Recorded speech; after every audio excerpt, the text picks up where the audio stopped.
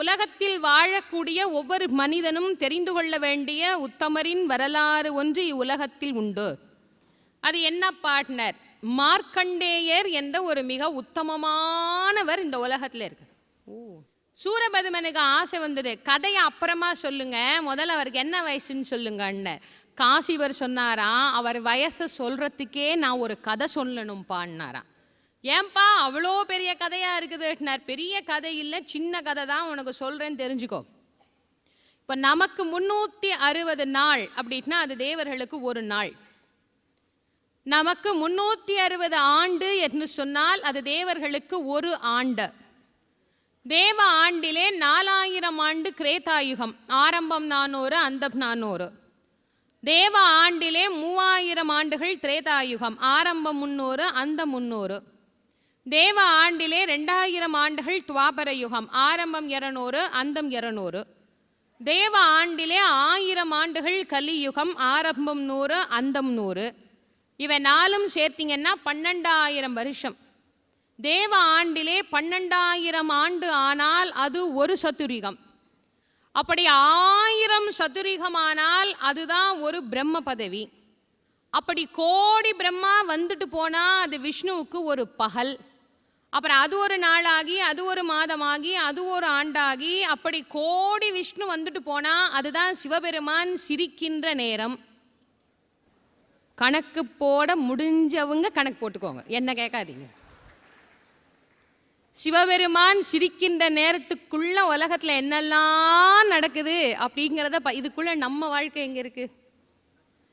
இதற்குள்ள நம்ம வாழ்க்கையை தேடினீங்கன்னா வள்ளுவர் சொன்ன குறள் தான் ஞாபகம் வரும். ஒரு பொழுதும் வாழ்வது அறியார், கருதுவது கோடியும் அல்ல பலர்னர். எத்தனை கோடின்னு பாவம் வள்ளுவருக்கே கணக்கு தெரியலன்னா அப்புறம் நமக்கு எங்கிருந்துங்க தெரிய போகுது? அத்தனை ஆசைகள் மனிதனுக்கு.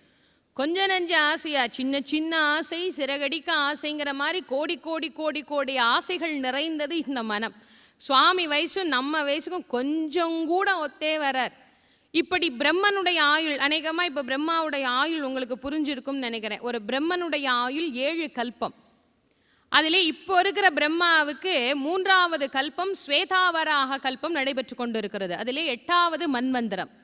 ஒரு மன்வந்திரத்திற்கு 81 சதுரிகம், இப்போது 28வது சதுரிகம் தான் நடக்குது. அதுக்குள்ளே ரொம்ப பேர் உலகம் அழிஞ்சிருங்கிறாங்க. அதெல்லாம் அழியாது, இன்னும் ரொம்ப நாள் இருக்குது, கவலைப்படாதீங்க. ஏன்னா இன்னும் பிரம்மனாயுளே முடியலையே. பிரம்மனாயுள் முடிஞ்சால் தானே உலகம் அழிகிறதுக்கு. இப்போ ஒரு பிரம்மாவுக்கே இவ்வளோ ஆயுஷ்.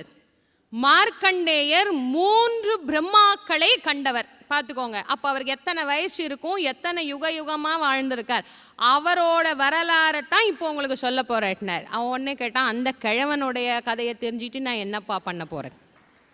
இத்தனை வயசானவருங்கிறீங்க, குடுகுடு கிழவனாக இருப்பார் அவர். இந்நேரத்துக்கு அவர் பாவம் எந்திரிக்கவும் முடியாது, உட்காரவும் முடியாது. அந்த வயசான கிழத்தை பற்றி தெரிஞ்சுட்டு நான் என்ன பண்ண போறேன்னார். அவர் சொன்னாராம், உன்ன மாதிரியே நினைக்கிறவங்க நாட்டில் நிறைய பேர் உண்டு.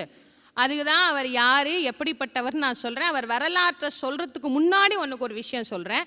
யாரெல்லாம் மார்க்கண்டேயருடைய வரலாற்றை சொல்லுகிறார்களோ, கேட்கிறார்களோ, அதற்கு உதவுகிறார்களோ அவர்களுக்கு எல்லோருக்கும் ஆயுள் விருத்தியாகும். நீங்கள் எல்லாம் நீண்ட காலம் சுகமாக வாழ வேண்டும் என்பதற்காக இந்த வரலாற்றை சொல்லுகிறேன். இது அடியேன் சொல்கிறேன், காசிபர் சொல்லலை. மார்க்கண்டேயருடைய வரலாறு உத்தமமான வரலாறு. வாய்ப்பு கிடைக்கிற போது படிக்க முடிந்தவர்கள் எடுத்து படியுங்க. கேட்குற வாய்ப்பு இருக்கிறவங்க கேளுங்க. நோய்கள் குறையும், ஆயுள் அதிகரிக்கும். அதனால்தான் அந்த மார்க்கண்டேயருக்கு என்று உண்டான விசேஷம் தனித்தன்மையான ஒரு சிறப்புடையது.